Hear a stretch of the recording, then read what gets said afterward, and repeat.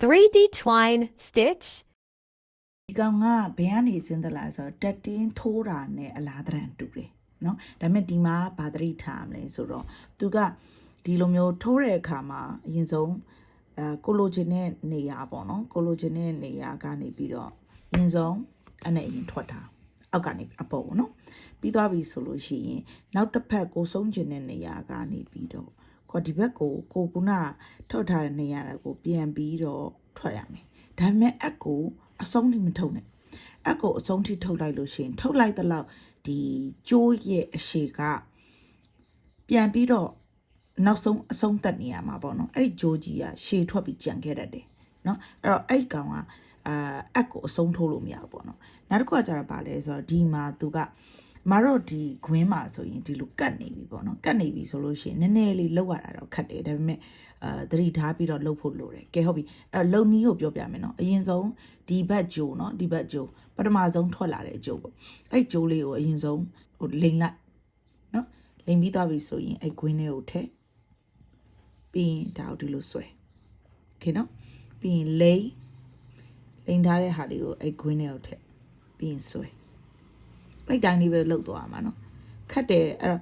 အမဘာခတ်လို့လဲဆိုတော့ဒါကတော့မခတ်ဘူးဘယ်ချိန်မှလဲဆိုတော့ဆွဲတဲ့အချိန်နောက်ဆုံးအဆုံးသက်မှာသူကအထာလေးတွေလိုတယ်เนาะအဲ့ဒါလေးတွေကိုအရင်လေးကျင်ရမှာပေါ့နော်အဲ့တော့ဒီမှာဒါကဘယ်လိုပဲဖြစ်ဖြစ်ဒီကသူ့ကိုဒီလိုလိန်ပြီးတော့ထည့်လိုက်ရုံပဲအဲ့တိုင်းလေးထည့်နေရုံပဲဘယ်လောက်လဲဆိုတော့ကိုလိုချင်တဲ့ခွင်းအရှည်ရတဲ့အထိလှုပ်လို့ရတယ်เนาะဒါဆိုသင်းနေလေးပဲရှိသေးတယ်တော့လားအမဘယ်လိုလုပ်ချင်တာလဲဆိုတော့ဒီတပြင်းလုံးပန်းမွင့်လေးလို့ပြီးခွေထဲမှာကွေသွားမှာဖြစ်တဲ့အတွက်အဲ့ပန်းမွင့်လေးဝင်တဲ့ဟာလောက်ဖြစ်အောင်အမလုပ်ရမှာပေါ့နော်ဆိုတော့ဒီမှာဒီလိုခွေပြီးရင်ဒါကိုပြန်ထည့်ပြီးဒါကိုပြေးပြေးလေးဆွဲနော်ခွေပြန်ထည့်ပြီးပြေးပြေးလေးဆွဲနော်ဆိုတော့အဲ့တိုင်းလေးပဲလုပ်သွားမယ်နော်လိုက်မယ်မအရင်နောက်တစ်ခုအရေးကြီးတာလေဒီမှာလေဒီဟာလေးကိုလေအမဖြော့ဖြော့လေးပဲယူတယ်ဘာဖြစ်လို့လဲဆိုတော့အထွတ်ခတ်မှာဆိုလို့နော်အရင်ကြစ်ကြီးတွေမကြစ်နဲ့နော်ဒီဟာကိုလေအရင်ကြစ်နေအောင်ကြစ်လိုက်လို့ရှိရင်အထွတ်ခတ်တယ်ဒီမှာနော်အခုအမဒါအထွတ်တော့မယ်ဆိုရင်ဒီအကိုဒီမှာဆွဲထုတ်တယ်နော်အကိုဆွဲထုတ်မယ်အဲ့မှာကြည့်တော့လားဒီအကထိတ်နည်းနည်းလေးဟိုအချီဂျိုးနဲ့အနေကိုနည်းနည်းထုတ်ခတ်နေရမျိုးဖြစ်တတ်တယ်နော်အဲ့ဆိုလူဆိုတော့ဒီလက်ကအစီထွက်တယ်လေသိလားလက်အစီထွက်ရင်လို့ဖြစ်တတ်တယ်ပေါ့နော်အခုဒီမှာကြည့်နော်အမဒါယူလိုက်တာ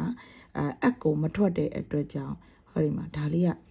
မကြည့်ဆွဲတဲ့အချိန်မှာအရန်လွယ်မကတ်သွားပြီဒီဘက်ထောက်နေရတော့လားဒီဘက်မှာကတ်နေရတော့လားအဲ့ဒါအမတို့ခုနကတော့ဟိုမလုတ်ခဲ့လို့ကတ်တာဒီကောင်ကိုဒီအထက်ကမထုတ်ခဲ့လို့ကတ်တာနော်အကယ်၍ထုတ်လိုက်တယ်ဆိုရင်ဒီဘက်တောက်မှာကျိုးတွေအရှိကြီးကျန်နေတတ်ပါတယ်နော်ဆိုတော့အမထွက်ရပါဘူးနော်အထွက်လို့မရဘူးပြီးတော့အရန်ကျစ်လို့မရပါဘူးပြီးရင်